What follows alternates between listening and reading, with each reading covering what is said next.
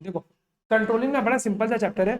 इस पूरे चैप्टर का क्रक्स पता है क्या है कि जो आप अपना प्लान बनाया, आपको ये चेक करना है कि जो आपका प्लान है वो आपके ऑब्जेक्टिव को मीट कर रहा है कि नहीं कर रहा है।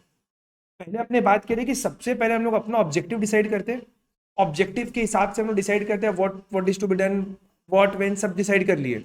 ऑब्जेक्टिव के हिसाब से आपका प्लान बन गया। अब क्वेश्चन आता है कि जो आप प्लान बनाया वो आपके ऑब्जेक्टिव को मीट कर रहा है कि नहीं कर रहा है, ये आपको चेक करना पड़ेगा। अब ये आप चेक कब करेगा? एक होता है पूरा प्रोसेस कंप्लीट हो गया उसके बाद आप चेक कर रहे हैं। जैसे मान लो अगर एक कंपनी है, वो मान लो शूज बनाते हैं, जूता बनाते हैं, और उनका सर्टेन क्वालिटी और स्टैंडर्ड को फॉलो करके वो लोग जूता बनाते हैं। ठीक है। अब ये जो क्राइटेरिया, इसको अपने बोलते हैं क्राइटेरिया। ठीक है। जो शूज बना रहे हैं, इन लोग अपना कोई क्राइटेरिया सेट करके रखा हुआ है कि मिनिमम इतना क्वालिटी का लेदर होना चाहिए, इतना टैन होना चाहिए, सब इन लोगों का क्वालिटी से सब पैरामीटर सब कुछ सेट किया हुआ है। ठीक है। तो पैरामीटर मान लो इनका सेट किया हुआ है। अब एक्चुअल शूज बना, तो इनको ये देखना होगा ना कि जो एक्चुअल है वो पैरामीटर के संग मैच कर रहे हैं कि नहीं कर रहे। अब ये कब करेगा? सारा शूज को बनाने के बाद।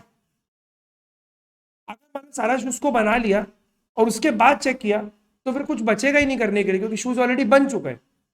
तो कंट्रोल प्रोसीजर आपको during the process of production implement करना पड़ता है।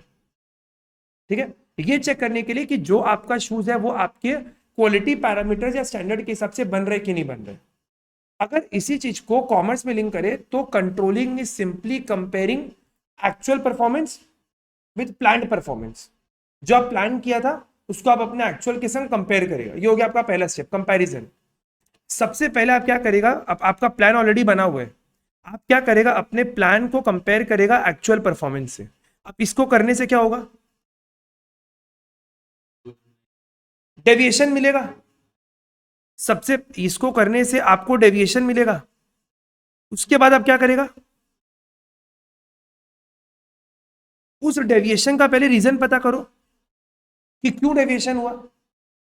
जैसे मान लो आपके रॉ मटेरियल का कॉस्ट लगना चाहिए था 12 रुपया, ये आपका प्लान है, और एक्चुअल में लगा 14 रुपया, तो डेविएशन निकला 2 रुपए का। इसका रीजन पता करो ना कि 2 रुपया क्यों बढ़ा। कुछ रीजन होगा अवॉइडेबल, कुछ रीजन होगा अनअवॉइडेबल। मान लो क्वालिटी खराब लेकर आया, या मार्केट में कोई स्ट्राइक है, लॉकआउट है, उसके कारण दाम बढ़ गया। उसके बाद रीजन पता हो, उसके बाद क्या करेगा? करेक्टिव एक्शन लेगा। यही तो करेगा आप, करेक्टिव एक्शन लो, ताकि आने वाले प्रोडक्शन में ये गलती वापस से नहीं हो।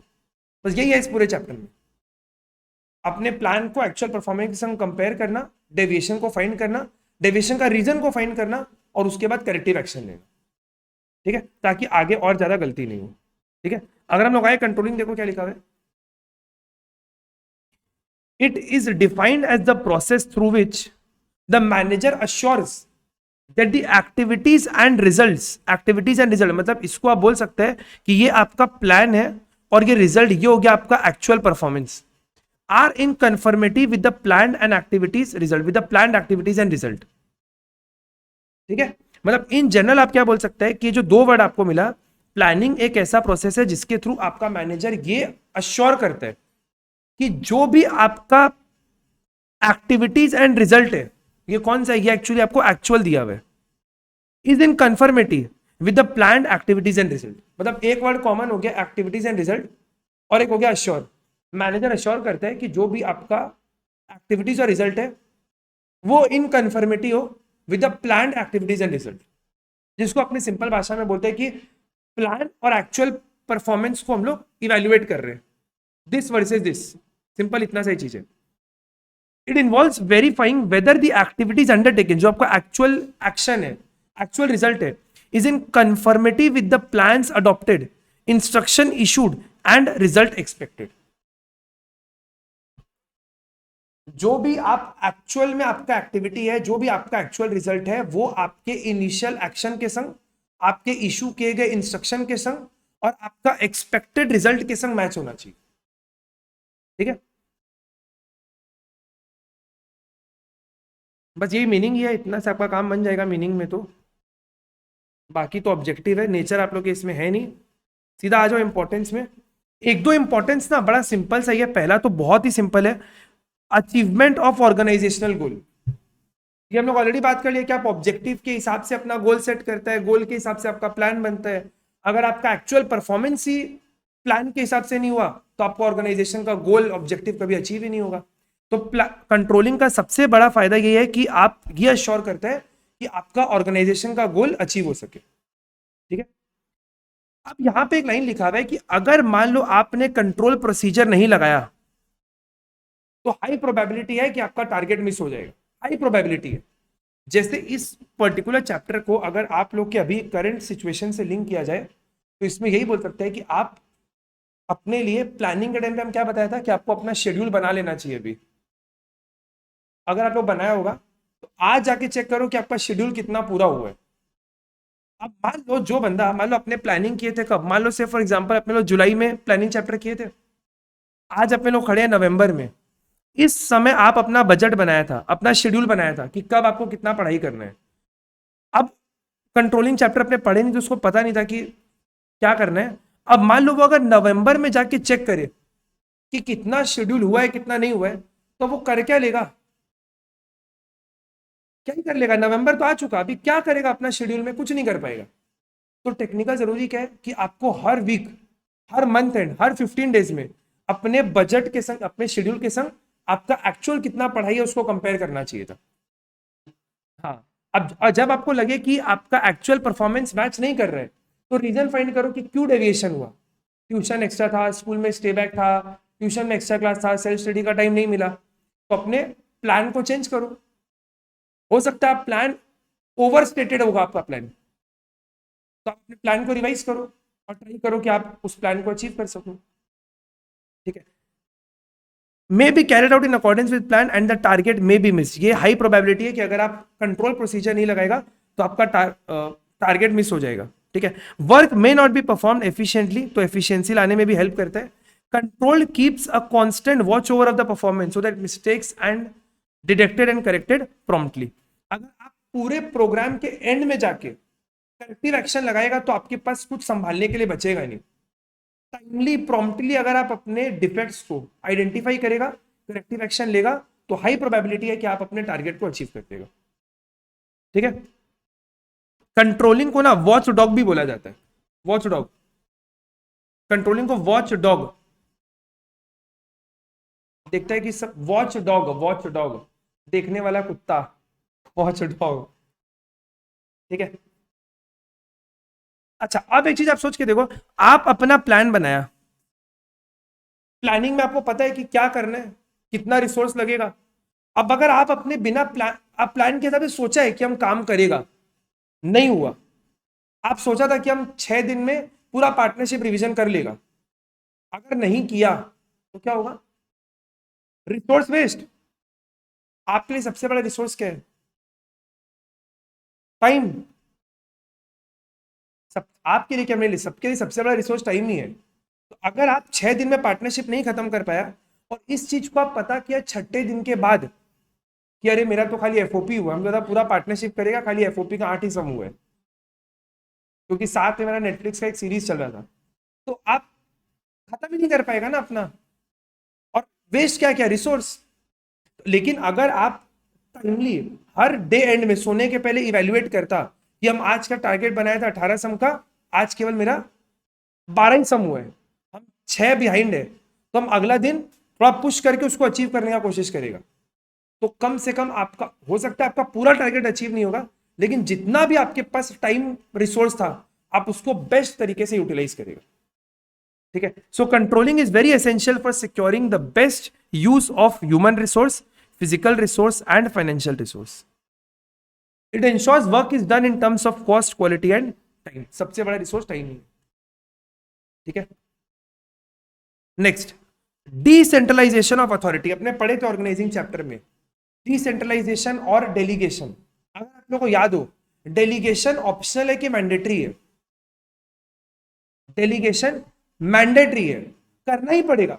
अगर आज आपको अपने बिजनेस को ग्रो कराना है तो आपको काम को डेलीगेट करना ही पड़ेगा। लेकिन डिसेंट्रलाइजेशन ऑप्शन है। Decentralisation is systematic distribution of power, authority.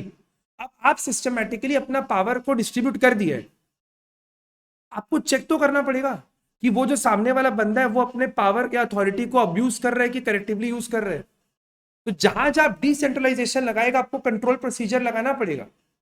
आप मान लो अपना किसी स्टाफ को अथॉरिटी दे दिया कि 5,000 रुपए तक का बिल आप साइन करो, मेरे पास मत लेके आना छोटा छोटा बिल, खुद साइन करो पेमेंट कर दो। 5,000 से ऊपर का बिल मेरे पास लेके आना, 5,000 से नीचे का बिल वो खुद ही साइन करेगा, खुद ही पेमेंट कर देगा। अब कंट्रोल क्या लगाएगा? बड़े बड़े बिजनेसेस में कॉन्करेंट ऑडिट होता है।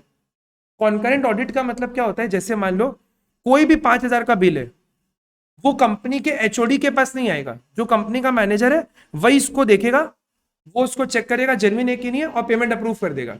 लेकिन पेमेंट होने के पहले कॉन्करेंट ऑडिटर के पास जाएगा, वो चेक करेगा और उसके बाद इसका पेमेंट अप्रूव किया जाएगा। बट ये एक बहुत एक्सपेंसिव अफेयर है क्योंकि आपको एक कॉन्करेंट ऑडिटर को अपॉइंट करना पड़ता है। बट एटलीस्ट आप ये तो कर सकते हैं कि हर 15 दिन में किसी ऑडिटर को बुलाओ और चेक करवाओ कि जितना भी ऐसा पेमेंट हुआ है जेन्युइन है कि नहीं है, कहीं वो कैश का लीकेज तो नहीं कर रहे। इसी को हम लोग बोलते हैं decentralisation of authority. Manager can ensure that decision taken at lower level are consistent with the policies and interest of the organisation. इससे गलती कम से कम होता है, बोगस पेमेंट नहीं होता है, एक्स्ट्रा पेमेंट नहीं होता है, अपने एग्जाम्पल के हिसाब से।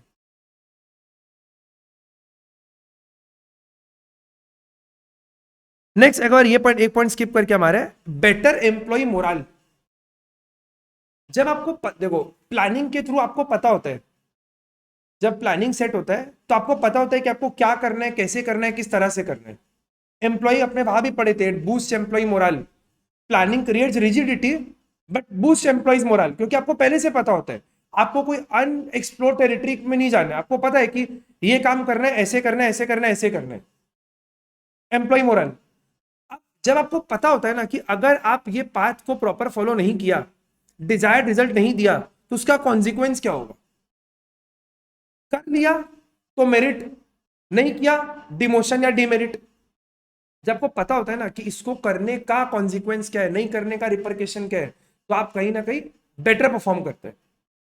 ठीक है, देखो क्या लिखा है, employees know well in advance what is expected to do and the standard against which their performance will be judged. पहले से बता दिया ना हम आपको कि अगर आप टेस्ट देगा तो 80% आपको पास होने के लिए लाने हैं। सपोज अपना 80% का मान लो बेंचमार्क है, 80 मार्क्स का टेस्ट होगा तो आपको 64 लेके आने हैं। आपको पहले से पता है कि ये स्टैंडर्ड है, इसको मेरे को ब्रीच करना है, इसके ऊपर जाना है। ये चीज यहां पे लिख के दिया है, एम्प्लॉय को पहले से पता है कि उसको क्या काम करना है और उसका परफॉर्मेंस किसके अगेंस्ट में मेजर किया जाएगा। Therefore, they are not likely to be careless and negligent. किसी के घर में मान लो दो भाई बहन है, मान लो आपका भाई आपकी बहन है, वो मान लो बोर्ड्स में ऑलरेडी 95% फोड़ दिए, अभी आपके ऊपर अपने आप एक स्टैंडर्ड क्रिएट हो गया जिसके अगेंस्ट में आपके बोर्ड्स के रिजल्ट को इवेल्युएट किया जाएगा। ये आपको पता है पहले से कि अगर मेरी बहन 95 लेके आई है तो मेरा रिजल्ट आते ही ये बात सवाल उठेगा ही उठेगा, वो भी तो 95 लाई थी तो तुम क्यों नहीं ला पाए। तो आप पूरा साल अपने आप आपके ऊपर एक कांस्टेंट प्रेशर रहेगा कि मेरे को 95 फोड़ना है। सेम एम्प्लॉय के ऊपर है, उसको जब पता होता है कि ईयर एंड में जब उसका परफॉर्मेंस इवैल्यूएशन होगा तो किन स्टैंडर्ड के अगेंस्ट में किया जाएगा, क्या करना है क्या नहीं करना है, तो कहीं ना कहीं वो ज्यादा एफिशिएंट होगा, नेग्लिजेंट नहीं होगा, रिसोर्सेज को एफिशिएंटली यूटिलाइज करेगा। और उसको पहले से पता होता है कि अगर हम इस स्टैंडर्ड को मीट कर दिया तो मेरे को रिवॉर्ड किया जाएगा और नहीं किया तो पिनलाइज किया जाएगा। ठीक है, next, coping with change and complexity. ये तो आपने बहुत बार पढ़े कि बिजनेस का एनवायरनमेंट कंटिन्यूअसली बदल रहा है, डायनामिक है, और आपको अपने बिजनेस को कंटिन्यूअसली चेंज करना पड़ता है बाहर के एनवायरनमेंट के संग संग। कंट्रोल हेल्प करता है मैनेजर को एंटिसिपेट करने में, पता लगाने में, and respond to changing condition. Similarly a good controlling system is required to deal with complexities arising out of expansion and diversification. वो भी तो वही था ना कि तो हम प्लानिंग कुछ साल बाद आपने उसको प्लान को रिवैल्यूएट करना पड़ता है। वहां पे अपने पढ़े थे, जब आप एकदम ठीक बोले, प्लानिंग में भी ये वाला चीज था कि जब आप एक प्लान बनाते हैं तो planning is made today for आने वाला कल। तो आज आप बनाया, आपका बिजनेस का एनवायरमेंट अलग था, कल आपके बिजनेस का एनवायरमेंट अलग होगा। तो आपको यह देखना है कि कहीं बिजनेस का एनवायरमेंट तो नहीं बदल गया और आपको अपने प्लान को बदलने का जरूरत है। बट यहां पे आप क्या बोल रहे हैं, आप अपने प्लान के संग एक्चुअल परफॉर्मेंस को कंपेयर करेगा और फिर आप देखेगा कि आपके एक्चुअल परफॉर्मेंस में क्या प्रॉब्लम है और कैसे आप अपने एक्चुअल परफॉर्मेंस को ठीक कर सकते हैं। वहां पर था आप कैसे अपने स्टैंडर्ड को चेंज कर सकते हैं। जैसे आपने उसमें एग्जांपल भी लिए थे कि अगर मान लो आप जब प्लानिंग किया, certain quality of material market में मिलता था, 2 महीने बाद वो मटेरियल मार्केट में बैन हो गया, तो आपको अपना प्लान ही बदलना पड़ेगा। बट यहां हम लोग क्या बोल रहे हैं, आप प्लान नहीं बदल रहे हैं, आपको देखना है कि आप अपने एक्चुअल परफॉर्मेंस को कैसे इंप्रोवाइज कर सकते हैं। ठीक है, एक और पॉइंट अपने को चाहिएगा, सो बेटर प्लानिंग। ये ऑलरेडी हम आप लोग को अभी जस्ट जो हम आपको अभी डिटेल बोला, इस ये चीज में यही लिखा हुआ है, आप लोग पढ़ेगा तो समझ में आ जाएगा। कंट्रोलिंग रिवील्स डेफिशिएंसीज इन प्लान। आप मान लो ना कि जैसे मान लो हम लोग कंपैरिजन कर रहे हैं कि एक आदमी है, मान लो उसको स्टैंडर्ड दिया गया था कि हर दिन आपको 100 पेज टाइप करने हैं, स्टैंडर्ड है। या मान लो आपको बोला गया कि हर दिन आपको मैथ्स का 25 क्वेश्चन सॉल्व करना है एवरी डे। आपका स्कूल भी है, ट्यूशन है दिन में 2, और आपको बोला गया कि स्कूल सब कुछ करते हुए आपको 25 सम करना होगा। 1 महीने बाद आपका परफॉर्मेंस को ये स्टैंडर्ड हो गया। आपका एक्चुअल को कंपेयर करें, किसी दिन 20 हुआ, 18 ही हुआ, 7 हुआ, मतलब सब 20-21 ऐसे के रेंज में, बट एक दिन भी आप अपना टारगेट अचीव नहीं कर पाए। रीजन पता हुआ, क्या पता चला कि आपके पास सेल्फ स्टडी का इतना टाइम ही नहीं मिलता है कि आप 25 सम को कभी कंप्लीट कर सको। तो हर बार क्या दिखेगा कि आप इनएफिशिएंट है। बट प्रॉब्लम क्या आपके एफिशिएंसी में, किस प्लान में? प्लान में। प्लान को आपके टाइम को ध्यान में रखते हुए शायद नहीं बनाया गया। साल भर भी अगर कर देगा ना, तब भी दिखेगा कि आप इनएफिशिएंट ही है। तो बेटर क्या करो, आप अपने प्लान को रिवाइज करो। एक बार हम लोग प्लानिंग रिवाइज करते हैं प्लानिंग चैप्टर में, प्लान बनाया, बिजनेस एनवायरनमेंट में चेंज हुआ, प्लान को बदलो। कट टू 1 महीने बाद प्लान बनाए, एक्चुअल परफॉर्मेंस को कंपेयर करो। अगर लग रहा है प्लानिंग में ही प्रॉब्लम है, तो फिर प्लान को रिवाइज करो। क्योंकि एम्प्लॉय के परफॉर्मेंस में कोई दिक्कत नहीं है, आप अपना 100% दे रहे हैं। पूरा स्ट्रगल के बाद भी आप दिन में 4 घंटे सेल्फ स्टडी कर रहे हैं, उसके बाद भी अगर आप 25 सम नहीं सॉल्व कर पा रहे, मतलब कहीं ना कहीं प्लान में प्रॉब्लम है, स्टैंडर्ड बहुत हाई सेट कर दिया गया। तो it calls for a revision in standard. ठीक है, planning controlling reveals deficiency in plan, it reveals whether standards are accurate, it also provides useful information on the basis of which plan can be formulated in future. पता चल गया कि भैया 25 सम आप नहीं कर पाएगा, तो अगला महीने प्लान ही कम करो, 22 सम करो, 23 करो, 21 ही करो, 20 ही करो। ठीक है, आगे बढ़े। तो इतना से आप लोग का एग्जाम का काम हो जाएगा। हम लोग आगे बढ़ते हैं। Relationship between planning and controlling. Planning और कंट्रोलिंग दोनों आपस में एकदम लिंक्ड है, क्योंकि बोलता है कि अगर मान लो आपको कंट्रोलिंग करना है, तो आपको क्या करना पड़ेगा, आपको प्लान को कंपेयर करना पड़ेगा एक्चुअल परफॉर्मेंस से।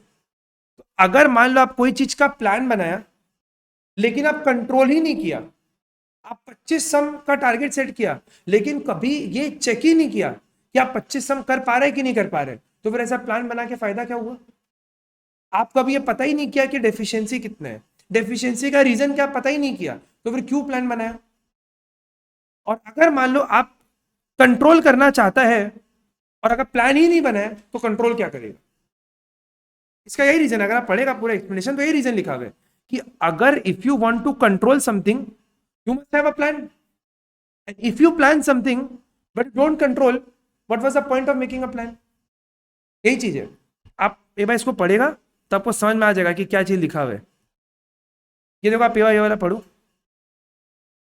ये प्लानिंग पहला वाला जो हम बोला और सेकंड जो हम आपको दूसरा, दोनों जो बात बोला वो 2 पैराग्राफ में लिखा हुआ है। 2 मिनट का टाइम और पढ़ो एक बार आप लोग।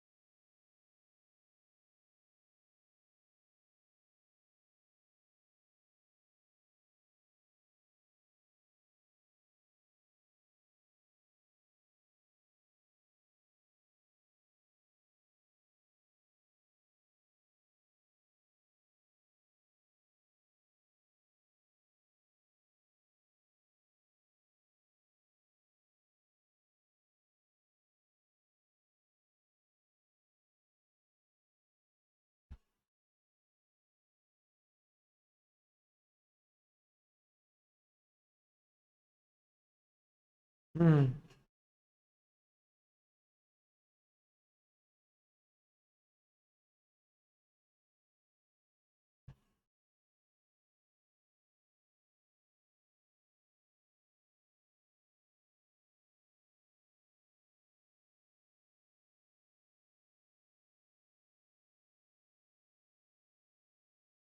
क्या करेगा, आप लोग पढ़ रहे, तुम time pass. Without planning controlling is blind. अब प्लानिंग का कोई पर्पस नहीं है। Planning planning serve no purpose in absence of controlling. आप प्लान बनाए लेकिन अगर उसको कंट्रोल ही नहीं किया तो फायदा क्या हुआ? क्योंकि कंट्रोलिंग से तो इंश्योर होगा ना कि आपका गोल अचीव होगा, आपका रिसोर्सेज एफिशिएंटली मैनेज किया जाएगा, प्रोबेबिलिटी कि आप अपना टारगेट को हिट कर देगा। ये सब तो आपको कंट्रोलिंग से ही पता चलेगा। तो प्लान बना लेकिन कंट्रोल नहीं किया तो कोई फायदा ही नहीं हुआ। दस planning and controlling may be called inseparable twins of management. दो जिस्म एक जान। इनसेपरेबल ट्विंस ऑफ मैनेजमेंट का बॉलीवुड इज दो जिस्म एक जान। क्या एमसीक्यू आ सकता है, दो जिसमें एक जान, बताओ which two functions of management is reflected here. इसमें एक इंग्लिश का वो है, एक कैरेक्टर है शेक्सपियर का, अगर आप लोगों को पता होगा तो जूनो स्वान्स बोलते हैं उनको। जूनो स्वान, स्वान स्वान स्वान होता है ना, वो हमको नहीं पता, वो प्ले ले तो हमको नहीं।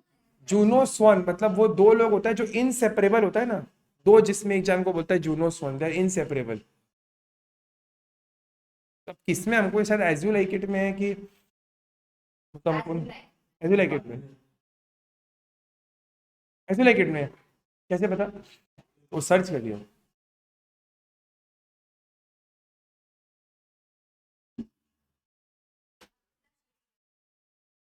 हम बस जितना स्कूल में था वो भी पढ़ा नहीं है, मतलब बस जबरदस्ती पढ़ा है। और लेकिन कुछ कुछ चीज याद है जो जीवन में काम लगता है, जैसे जूनोस वन, इसको यूज किया जा सकता है कभी जीवन में। बाकी क्या करेगा, कौन किसको मारा काटा, हमको क्या करने का है? फालतू।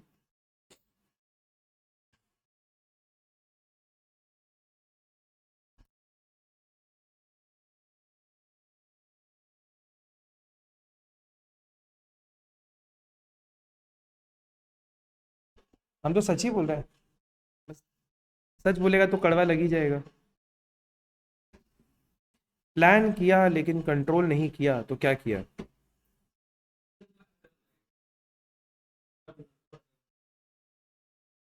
ऐसे ही होता है हम लोग के यहाँ। स्टूडेंट बैठा है, टीचर बाद में आता है।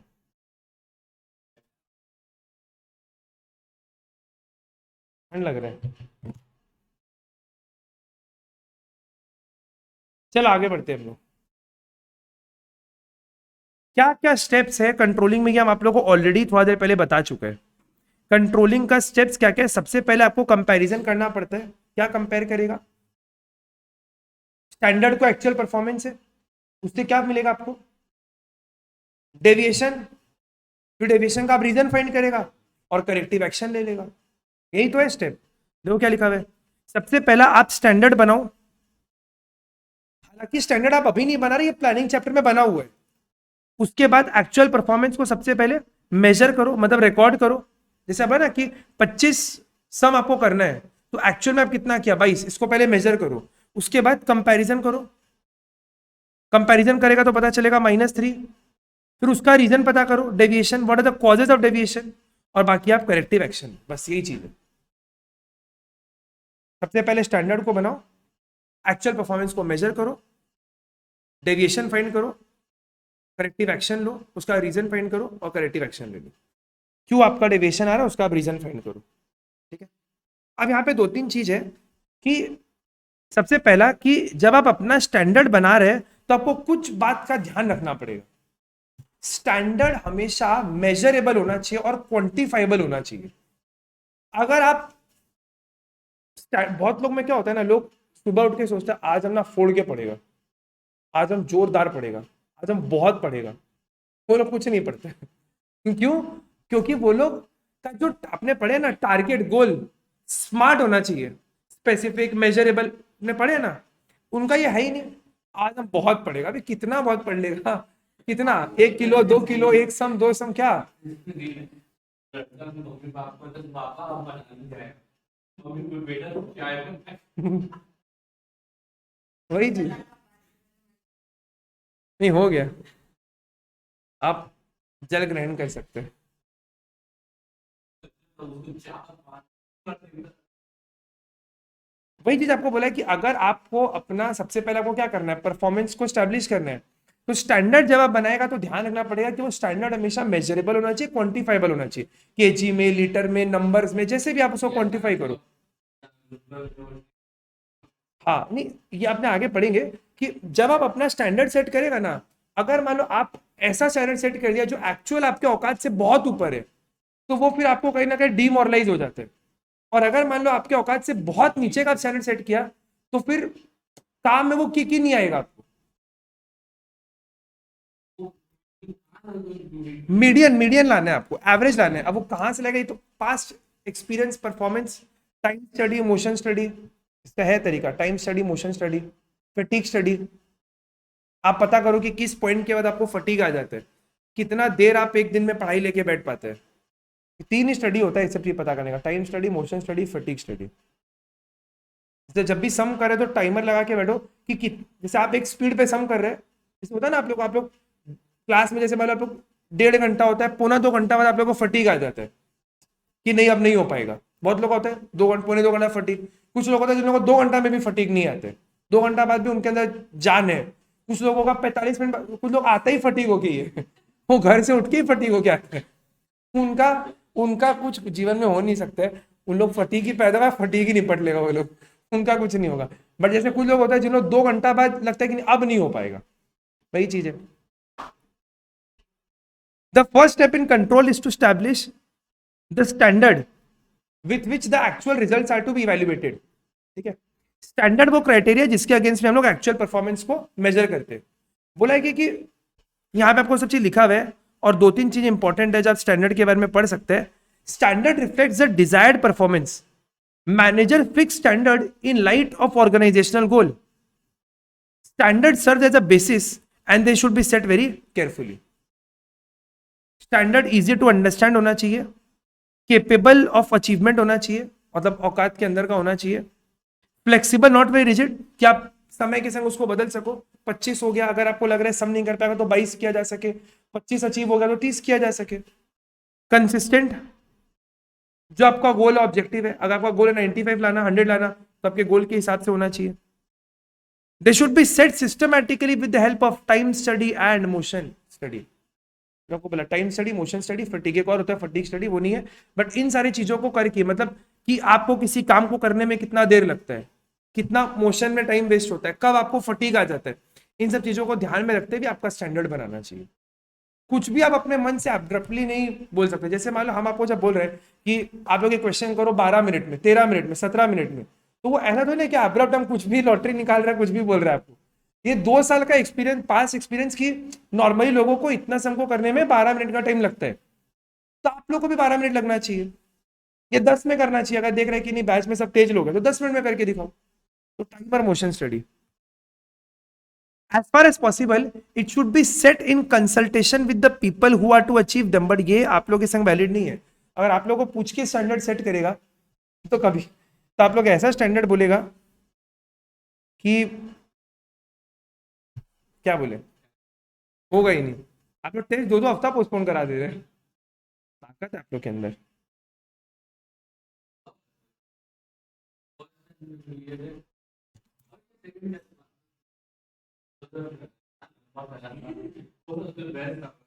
क्या, हाँ नहीं, अगला दिन से ना हम अगला दिन से कुछ और सोच रहे हैं।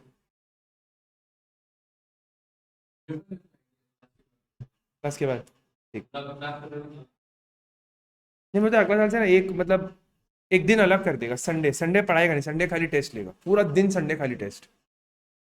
मतलब वीक का जो लास्ट संडे होता है, मंथ का लास्ट संडे, मंथ का लास्ट संडे को ऑफ, और उस दिन जितना भी मंथ में पूरा पढ़ाया गया उस पूरे पे कंपल्शन टेस्ट। एकदम। उसमें क्वेश्चन पेपर बनाना पड़ेगा उतना पेपर। हाँ अब अभी क्या है ना, इस साल जो पेपर बना रहे हैं ना, इन लोगों का लेके हमको पता है, हम भूल गए थे, इन लोगों को फोन करके पता इन लोगों का ले आया था, बट इन लोग का भी उल्टा ही आ गया, अकाउंट्स आया ही नहीं। इन लोग फोन करके बोला सर मैं कॉपी ले आना, हम उस टाइम जिम में था, हम फटाफट घर गया, कॉपी हम अब आप कॉल किया हम डालिए, सुमित का मैसेज देख लिया, हम कॉपी डाल लिया दोनों। अब हमको ये नहीं पता कि इन लोग अकाउंट्स अलग कॉपी में दिया था, तब आप कॉपी बोला था क्या? नहीं हम वो ले आएगा तब तक, जब तक आप आएगा।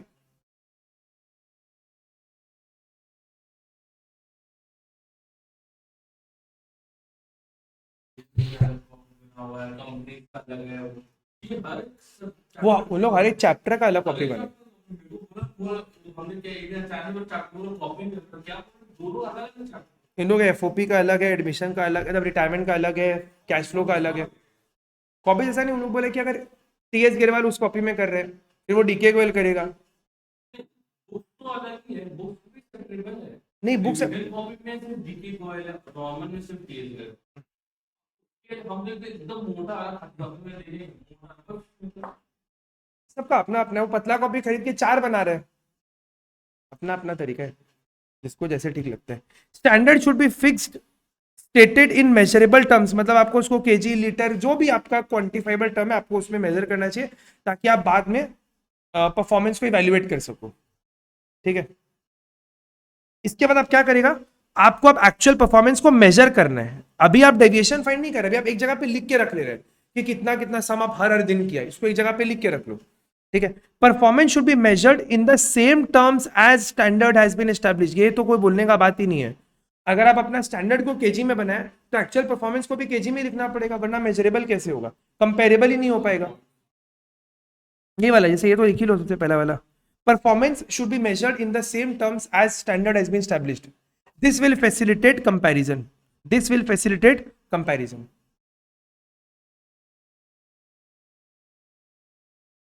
अब कभी कभी क्या होता है, आप न तो स्टैंडर्ड को न तो एक्चुअल परफॉर्मेंस को क्वांटिफाई नहीं कर सकते।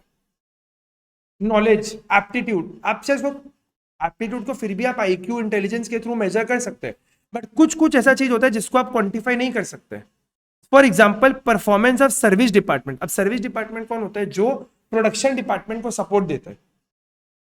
प्रोडक्शन डिपार्टमेंट का परफॉर्मेंस निकल जाएगा कितना यूनिट प्रोड्यूस किया है, और जो सपोर्ट डिपार्टमेंट है, सर्विस डिपार्टमेंट है, जो उनका रॉ मटेरियल को क्रेन से इधर से उठा के उधर रख रहे हैं, उनका आप कैसे मेजर करेगा परफॉर्मेंस।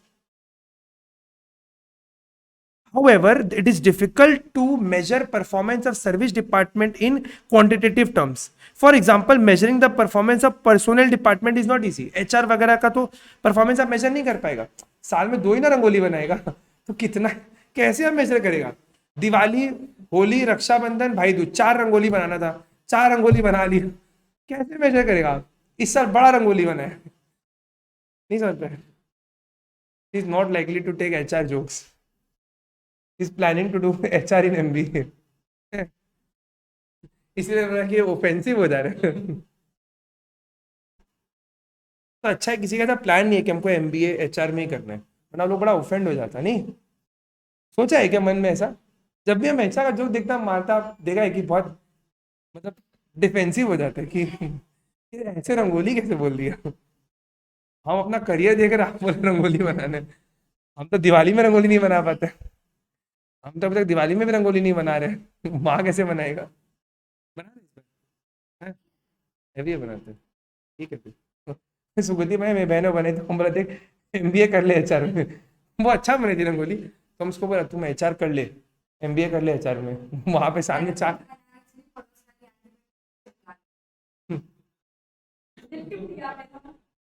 हम पता घर के अंदर बनाओ, नहीं झाड़ू नहीं, हम लोग जैसे हम लोग घर के बाहर बनाते हैं, अब घर के बाहर बनेगा ना कितना भी करेगा लोग रंगोली पे पैर रखेगा ही रखेगा। तो हम इस बार अपने को क्या बोला कि तुम घर के अंदर बनाओ, और घर में भी एक कोना सिलेक्ट कर लो और उस पर बनाओ, और उसके तो जैसे 2 दीवार है तो दीवार को 2 अपने आप बाउंड्री हो गया, खाली अपने को 2 साइड को प्रोटेक्ट करना है, तो 2 साइड में कुछ भी बॉटल कुछ भारी ऐसा कुछ रख दो कि आदमी उधर जाए ही ना। दिवाली वाले दिन तो हर कोई कॉन्शियस होता है कि उधर नहीं जाना है, बट दिवाली के बाद वाले दिन कोई कॉन्शियस नहीं होता है, हाँ, और हम अगला दिन क्या हुआ, हम लोग की जो मेड आई ना वो इस पे पैर रख दी थी। अब अगर उसको पता चलता कि मेड रखी है तो मेड को खा जाती, तो मेरी मम्मी बोलती कि मेरा पैर लग गया तो बच गया। अरे होता है ऐसा, कितना लोग कॉन्शियसली करेगा।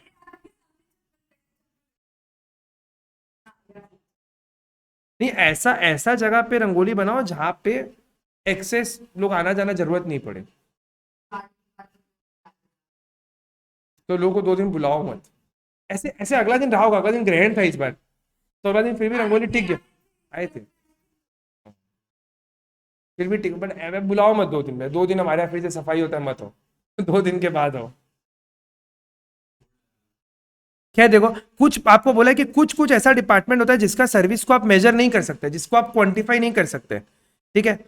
पर personnel department is not easy, it is more effective that at higher level of management, this is because the result of management activity at higher level can not be directly measured. जैसे ये भी होता है, बड़ा बड़ा जो company का post पे लोग होता है, सीईओ होता है, सीएफओ होता है, उनका आप परफॉर्मेंस को मेजर नहीं कर पाएगा, क्योंकि वो लोग खुद से कुछ काम नहीं करता है ना, उनका काम होता है मैनेजमेंट का, डेलीगेशन का, उनके अंडर जो है उनका काम आप मेजर कर पाएगा, बट उनका सीएफओ एचओडी इनका परफॉर्मेंस को मेजर नहीं कर पाएगा कभी भी। ये मेरे पे तो हाँ, मतलब इस इनका परफॉर्मेंस मेजर होता है डायरेक्टली कंपनी के प्रॉफिटेबिलिटी से, कंपनी के प्रॉफिटेबिलिटी से, कंपनी के सेल्स के बेसिस में। ऐसे सुंदर पे चाहिए, उनका कैसे परफॉर्मेंस मेजर करेगा, कितना गूगल में सर्च हुआ, कितना यूट्यूब में, कोई तरीका ही नहीं है। तो नेट प्रॉफिट के बेसिस में, ग्रॉस मार्जिन के बेसिस में, सेल के बेसिस में, डाउनलोड्स के बेसिस में, उनका कोई आइडिया था, कुछ वो चेंज किए और से डाउनलोड्स बढ़ गया, इन सब से उनका परफॉर्मेंस मेजर किया जाता है।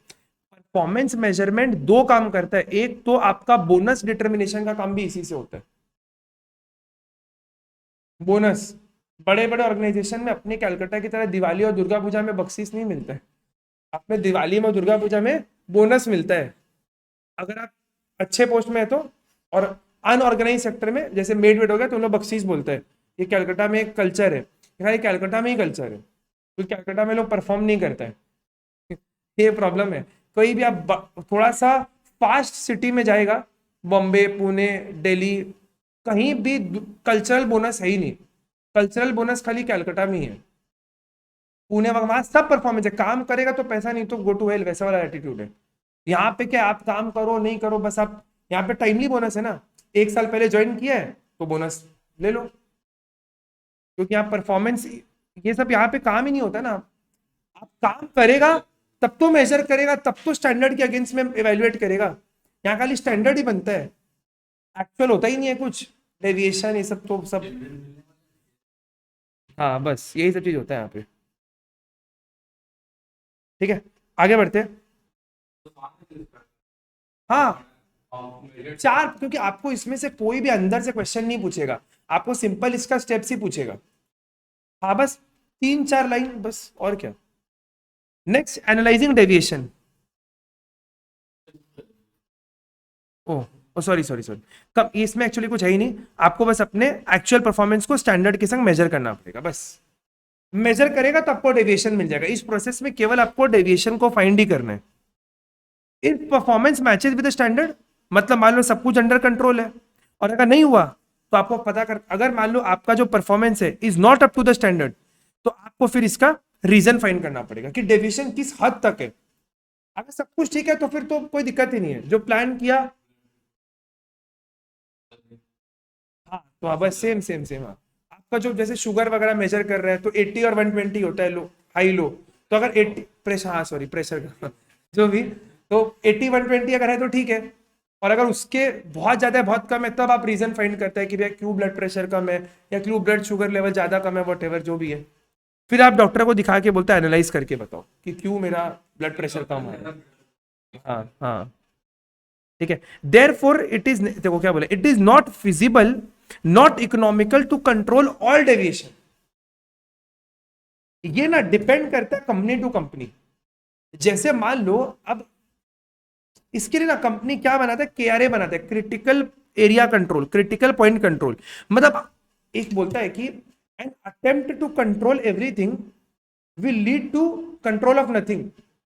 आप अगर सब कुछ को समेटने जाएगा, सब कुछ को कंट्रोल करने जाएगा, कुछ भी नहीं कंट्रोल कर पाएगा।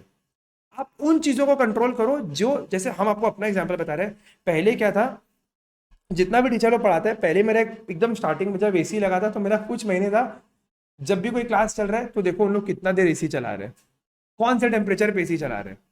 फिर हम बाद में ग्रुप में मैसेज करता था कि आज इसका क्लास था और आप लोग 2 घंटा क्लास है, 2 घंटा पूरा एसी चल रहा था, और बच्चा जबकि केवल 2 ही तो बैठा हुआ था, तो क्यों आप फिर 2 घंटा एसी चला रहे हैं। तो इसको कंट्रोल करना।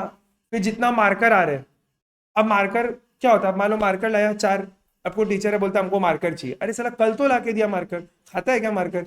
दिमाग में मेरे यही चलता था कि अरे एक मार्कर 50 रुपए का आता है, कल हम 200 रुपए का मार्कर लाए, आज बोलता है मार्कर खराब हो गया। तो हम उसको समझा रहे कि भाई इसको आप इतना प्रेशर देके मत लिखो, तो ऊपर से लिखो, छोटा छोटा चीज को लेके, प्रिंट आउट को लेके। तो बाद में हम क्या किया कि इस चीज को छोड़ दिया बोलना, क्योंकि हमको लगा कि ये शायद मेरा क्रिटिकल कंट्रोल पॉइंट नहीं है। अगर हम इसमें महीने का 1000 रुपया बचा भी लेगा तो हम उससे कोई महल नहीं खड़ा कर लेगा। तो आप उन चीज को कंट्रोल करो जो एक्चुअली क्रिटिकल पॉइंट कंट्रोल है, कि जो जितना भी टीचर उनको बोला कि भाई आप टेस्ट लो और मंथ एंड में हर टेस्ट का मार्कशीट, पेरेंट्स का सिग्नेचर को आपको मेरे को देना पड़ेगा।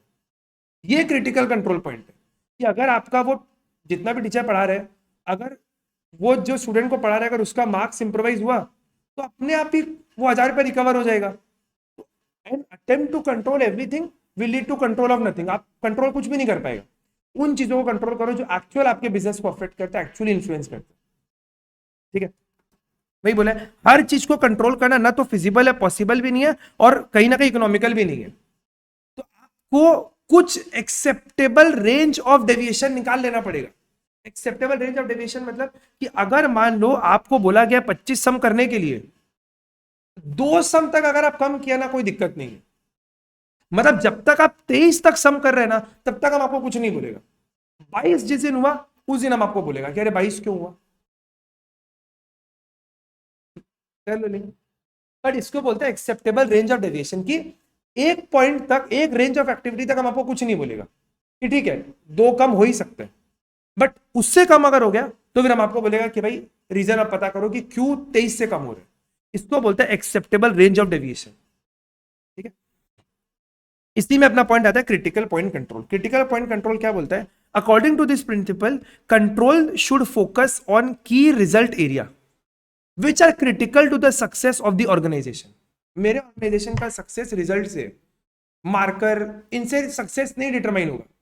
मार्कर अगर 2 बेसी भी लग गया, कम भी लग गया, उससे सक्सेस और फेलियर नहीं आ जाएगा मेरा। लेकिन अगर लोगों का रिजल्ट ही खराब हुआ तो उससे सक्सेस फेलियर पक्का आएगा। ठीक है, for example a 5% change in labour cost is much harmful than 2% increase in postal cost. अगर आपका कुरियर का खर्चा 2% से बढ़ गया तो दे लेने का क्या करेगा कुरियर का पैसा बचा के। लेकिन अगर आप एक मैन्युफैक्चरिंग कंपनी है और आपका लेबर कॉस्ट 5% से बढ़ गया, मतलब आपका प्रोडक्ट का कॉस्ट 5% से बढ़ गया, आप ऑपरेट करते हैं 6% का मार्जिन पे, 5% से लेबर कॉस्ट बढ़ गया तो मार्जिन नहीं बचेगा, कंपनी ऐसे ही बंद होने वाली। पोस्टल कॉस्ट आपके पूरे टर्नओवर का शायद 5% भी नहीं होता है, टर्नओवर का 5% में 2% बढ़ा है, मैटर ही नहीं करता है। बट लेबर कॉस्ट आपके कॉस्ट का 50% है, वो 5% से बढ़ गया, बहुत मैटर करता है। ठीक है, नेक्स्ट होता है आपका कंट्रोल बाय एक्सेप्शन। जो आपको ये बात बोला, if you try to control everything you will end up controlling nothing. तो आप केवल उन चीजों पे कंट्रोल करो जो एक्सेप्शनल आइटम है। एक्चुअल सबका लो, प्लान सबका बनाओ, एक्चुअल सबसे कंपेयर करो, डेविएशन सबका निकालो। उन चीजों को ही केवल फर्दर इन्वेस्टिगेट करो जो आपको लग रहा है एक्सेप्शनल आइटम है। जैसे यही वाला चीज, पोस्टल मिला, लेबर कॉस्ट मिला, मटेरियल कॉस्ट मिला, बहुत सारा डेविएशन मिला, तो उन चीजों को फर्दर इन्वेस्टिगेट करो जो एक्चुअली की सिग्निफिकेंट एरिया, जो एक्चुअली की इंपॉर्टेंट एरिया है। ठीक है, it is better to concentrate on exceptional deviation. For example, if only 5 employees out of 100 are not performing according to the standard, then effort should be focused on improving the performance of these 5 employees. It would a sheer waste of time to apply same measures on all the 100 employees. मतलब जो exceptional item है, जो exception आप उसी पे control लगा। 100 में अगर मान लो आप लोग सब में अगर 10 जन ऐसा है जिसका मार्क्स बहुत खराब आ रहे हैं, हम सबको बोलेगा कि हम वापस आपको शुरुआत से वापस वो चैप्टर पढ़ाएगा। जैसे हम आपको जब इशू ऑफ शेयर का उसमें बड़ा रिवीजन करेगा तो हम क्या बोला, जब इंट्रोडक्शन का पार्ट होगा तो आप लोग मत आना, क्योंकि आप लोग का चैप्टर अच्छे से हुआ है, इंट्रोडक्शन में आप बोर हो जाएगा, आपका टाइम का वेस्ट होगा।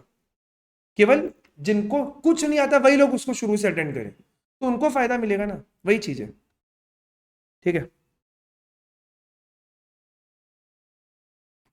ठीक है, ये तो आपको एडवांटेज वगैरह सब को याद करने की जरूरत नहीं, केवल आपको इसके अंदर का 4-5 लाइन ही अच्छा अच्छा याद रखना है, जिससे आपका आंसर बनेगा, तो इसी से आपका हो जाएगा। ठीक है, क्रिटिकल पॉइंट कंट्रोल और कंट्रोल बाय एक्सेप्शन, ये दो का आपको ध्यान रख लेना। कंट्रोल बाय एक्सेप्शन अलग से है क्या, लिखा हुआ है क्या सिलेबस में? अच्छा, मैनेजमेंट बाय एक्सेप्शन, ठीक है, हाँ मैनेजमेंट बाय एक्सेप्शन, ठीक है। Next, taking corrective action. Defect आपको मिल गया, डेविएशन का रीजन आप पता कर लिया, अब आप क्या करो, करेक्टिव एक्शन लो, या तो अपने प्लान को बदलो या परफॉर्मेंस करने के तरीके को बदलो। ठीक है, the process of control is incomplete until remedial action are taken to prevent deviation in future. अगर आप सम नहीं कर पा रहे, मतलब या तो आपका राइटिंग स्पीड स्लो है या फिर आपका कॉन्सेप्ट स्लो है, तो या तो भाई रिवीजन कराओ, कॉन्सेप्ट को तेज करो, या फिर फोकस करो राइटिंग तेज करने में।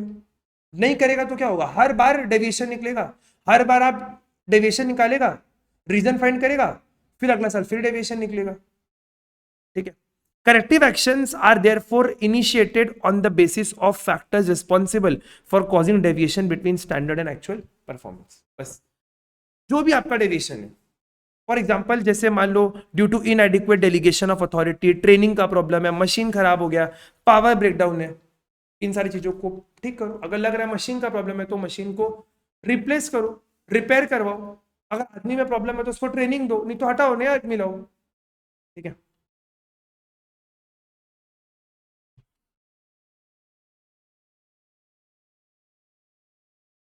Last topic of the day, management by,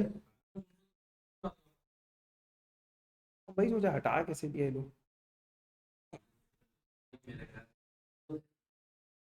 ठीक है, पहले अपने तो करते देख लेंगे, पहले ये तो कर लेते हैं मैनेजमेंट बाय एक्सेप्शन। देखो मैनेजमेंट बाय एक्सेप्शन भी ना सेम जो हम लोग ऊपर पढ़े ना, एक्सेप्शन कंट्रोल बाय एक्सेप्शन, ये सेम चीज वही है, मैनेजमेंट बाय एक्सेप्शन भी वही है। ठीक है, कि आप जब सब कुछ कंट्रोल करने जाएगा तो आप कुछ भी कंट्रोल नहीं कर पाएगा। अगर कंपनी का जो टॉप एग्जीक्यूटिव है वो अगर हर एक छोटा छोटा चीज में दिमाग लगाने लग जाए कि जेरोक्स ज्यादा हो रहा है, इलेक्ट्रिक बिल बहुत आ रहा है, क्यों हर एम्प्लॉय एसी बंद करके चेंबर से नहीं निकलता है, कोई मतलब नहीं बनेगा। If top executive start looking into each and every minor problem, his time and attention will be so scattered that he will not be able to devote sufficient time and attention to any other matter। तो आप उन चीजों पे focus करो जो actually आपके success और failure को डिटरमाइन करता है। इसका फायदा क्या होता है, कंट्रोल बाय एक्सेप्शन या फिर मैनेजमेंट बाय एक्सेप्शन का फायदा क्या होता है, कंट्रोल बाय एक्सेप्शन को ही हम लोग मैनेजमेंट बाय एक्सेप्शन बोलते हैं। इसका फायदा क्या है, सबसे पहला, एक तो एग्जीक्यूटिव का टाइम बचेगा और वो अपने एग्जीक्यूटिव टाइम को उन चीजों में डिवोट करेगा जो एक्चुअल सक्सेस और फेलियर को डिटरमाइन करते हैं, छोटा छोटा चिन्नी चीज में अपना दिमाग नहीं लगाएगा। Next, it ensures better utilization of managerial talent. एक कंपनी का आईआईएम को आप रखा, आईआईएम से पास किया हुआ आदमी को वो छोटा छोटा चीज में दिमाग लगा रहे, कंपनी का जेरोक्स इतना क्यों होता है, बिजली बिल इतना क्यों आता है, कॉफी का बिल इतना क्यों आता है। अरे आईआईएम ग्रेजुएट है, मिंट आईआईएम ग्रेजुएट, उसका दिमाग लगाना चाहिए कि आप मार्केटिंग कैसे तेज करेगा, कंपनी का लॉजिस्टिक कैसे ठीक करेगा, सप्लाई चेन कैसे इंप्रोवाइज करेगा। ठीक है, it facilitates better delegation of authority by leaving details to subordinate. It speeds up decision making by reducing frequency of decision at higher level. ये जो अपने जब आपको कैश का एग्जांपल दिया था कि आप अपने नीचे वाला को बोलो कि 5,000 तक का पेमेंट वही करेगा, इससे क्या होगा, हर डिसीजन आपको नहीं लेना है। 200 रुपया का बिल आया, वो भी अगर कंपनी का एचओडी साइन करेगा तो वो बड़ा बड़ा काम कब करेगा, प्रोसेस फास्ट हो गया ना। It identifies crisis and critical problem so that timely action can be taken to overcome them। ठीक है, और एक पॉइंट आप लोग पढ़ सकते हैं, it provides opportunities to self motivate employ to learn through experience. Standard आपको मिल गया, जब आप डेविएशन किया तो एम्प्लॉय को वो तो पता चला ना कि उसका प्रॉब्लम का, उसका ड्रॉबैक का है, फॉलबैक का है, तो वो अपने आप अपने एक्सपीरियंस के थ्रू सीखेगा। अगर आप कंट्रोल प्रोसीजर ही नहीं लगाएगा तो एम्प्लॉय को कभी पता ही नहीं चलेगा कि उसका गलती कहाँ पे। तो लर्निंग बाय एक्सपीरियंस कभी आएगा ही नहीं। और इस पे पूरा कॉन्सेप्ट होता है, काइज़न लर्निंग कर्व थ्योरी होता है कि आप कोई भी काम को जब बार बार बार बार बार बार करेगा तो वो काम में आप एफिशिएंट भी होगा, टाइम भी कम लगेगा, रिसोर्स भी कम लगेगा। ठीक है, बस बाकी तो बहुत इतना ही से काम हो जाएगा। तो आप लोग देख लो ये वाला है कि नहीं स्पैन ऑफ कंट्रोल, एक बार ये बार चेक कर लो स्पैन ऑफ, अच्छा ये बार हम देख लेते हैं span of control एक बार देख लेते हैं।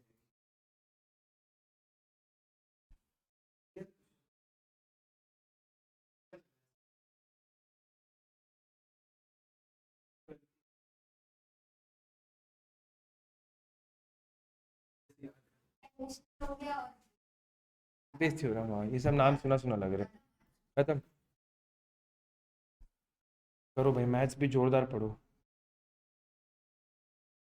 प्रोबेबिलिटी बाकी है। अच्छा चैप्टर, प्रोबेबिलिटी इंटरेस्टिंग है, डिफिकल्ट लग रहा है अपना अपना, मतलब इंटरेस्टिंग है, मेरे को तो बड़ा अच्छा लगता है प्रोबेबिलिटी। हाँ इजी है।